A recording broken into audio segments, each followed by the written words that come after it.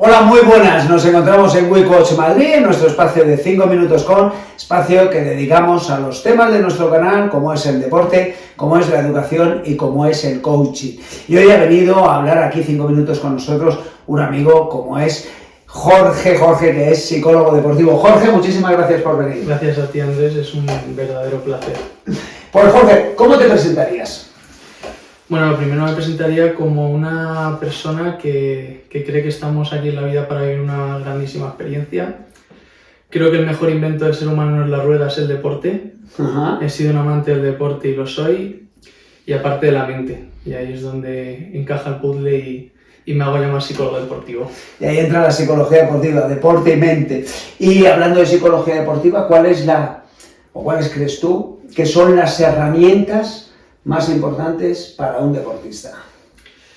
Por supuesto que hay muchas. Estando aquí contigo, sin ninguna duda, menciono las emociones, entenderlas. Pero sobre todo, algo que a mí me ha ayudado mucho a disfrutar del deporte, a competir lo mejor, es el autoconocimiento.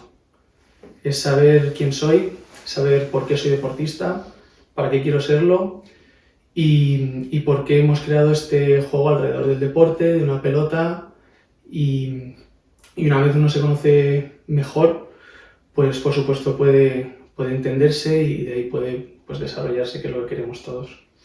Me ha gustado mucho el tema del autoconocimiento, porque es verdad, a medida que te conoces más, pues la verdad que vas creciendo, ¿no?, en este ámbito, sobre todo en el tema deportivo.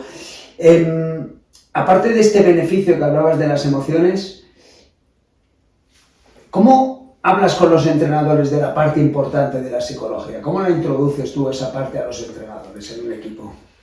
Pues lo primero, como yo lo hago, es entendiendo el deporte. Es decir, un deportista, en el fútbol, por ejemplo, tienes la parte física. Por mucho que tú estés motivado, preparado, entiendas el juego, si físicamente la máquina no está bien, pues no vas a rendir. Si no entiendes el juego y cómo funciona tácticamente, va a ser muy complicado. Si no tienes la técnica para hacerlo, cómo moverte, cómo abrir la cadera, cómo mover los pies, cómo controlar un balón, cómo darle de cabeza, va a ser muy difícil. Y luego hay otra que es la mental. La mental, que para mí es mucho más compleja, porque quiere decir todo aquello que no está dentro del juego en sí, que no es visible, que es invisible, que ahí es donde entran las emociones y entra lo mental. Muchas veces una manera de entenderlo con los entrenadores es por su propia experiencia o entendiendo cuando las cosas han salido mal y han salido bien, qué ha ocurrido detrás. Y ahí es cuando sale la palabra psicología, la palabra emoción, la palabra la mentalidad, la identidad. La verdad es que da gusto escucharle con esa forma de cómo lo cuenta, es que da gusto, y cada vez que habla la palabra emoción yo me emociono y le vengo a decir que, oye, que para mí, ya sabes, ya me conoces, para mí una de las cosas más importantes, digamos, que es la parte de las emociones en el fútbol, ¿no?, esa alta regulación emocional. Y hablando de las emociones, que lo has citado 2 veces, ¿cuánto de autoconocimiento necesita el futbolista, el deportista, para tener, digamos, una alta regulación emocional? ¿Cuánto autoconocimiento se necesita? Aquí entraríamos en un debate muy bonito, sobre todo desde la psicología, porque creo que esto viene de casa. Creo que uno debe entender qué significa ser humano y que las emociones es algo natural. Las emociones nos han ayudado a sobrevivir desde siempre y como uno es en el campo, es fuera. Es decir, yo tenía un entrenador que siempre decía: quien es generoso fuera es generoso en el campo, y cómo te emocionas en el campo es cómo te emocionas en las situaciones en tu vida. Entonces es un trabajo que es constante y, en mi opinión, debería estar en el colegio, debería estar en casa, y deberíamos hacernos las preguntas de qué es la emoción, de dónde viene, para luego saber cómo gestionarlas. ¿Cuál es la realidad? Que normalmente cuando vemos que tenemos problemas es cuando estamos en contacto con nuestras emociones y cuando aprendemos a gestionarlas. Pero en mi opinión, ahí es cuando un psicólogo y un pedagogo se tienen que sentar, estrechar la mano y empezar a crear estrategias para una estructura donde entendamos de qué van las emociones y cómo las podemos gestionar desde chiquititos. Esa es la parte más importante. ¿Un consejo que darías a un deportista desde el punto de vista psicológico, mental, emocional?